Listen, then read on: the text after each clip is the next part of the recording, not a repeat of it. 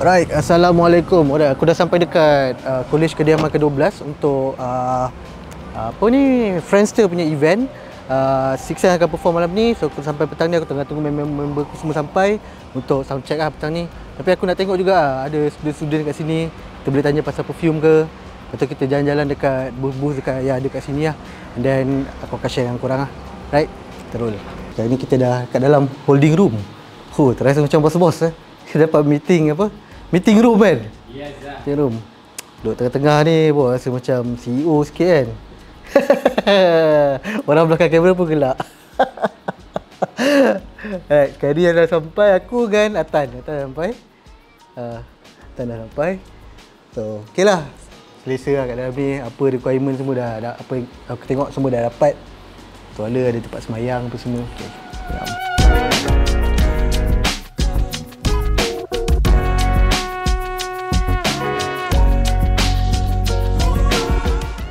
So kita sementara tunggu sound check tu, jalan-jalan pusing kat sini.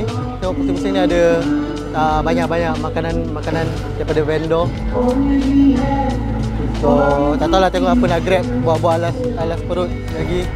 Tapi aku, the purpose this video juga aku nak buat untuk perfume. Aku nak check apa, I think kita boleh dapat information from student sendiri.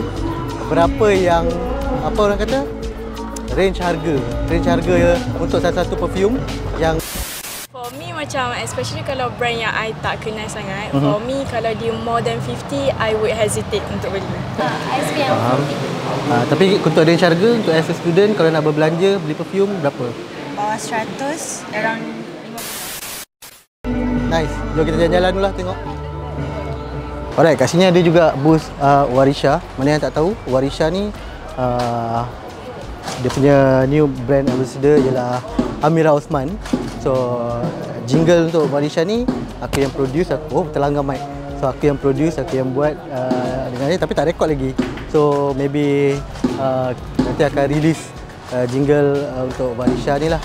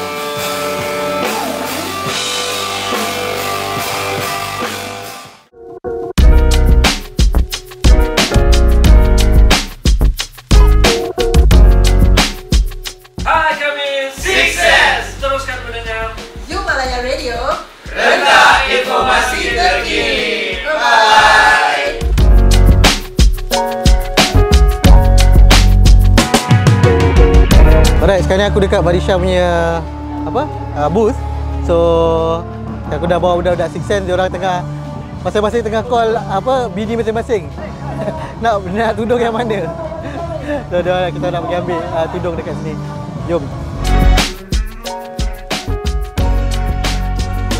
Alright, kita nak say thank you dekat Warisha sebab dah bagi tudung dekat kita orang. Walaupun bukan kita pakai kan. Untuk rumah kita orang pakai. So thank you very much Warisha. Alright, sekarang ni kita orang dah bersiap. Sementara tunggu Battle of the Band settle. Ada 7 band. So diorang perform satu band 2 lagu. Lepas tu tadi ada blackout lah apa semua. So memang delay sikit. Sepatutnya pukul 10 tadi kot perform. Tapi sekarang ni dah 10.45. Mungkin ada pukul 11 lebih lah kita akan perform. So dah baru bersiap. Badan pun dah lemau lah sebenarnya. Right, tengok lagi performance.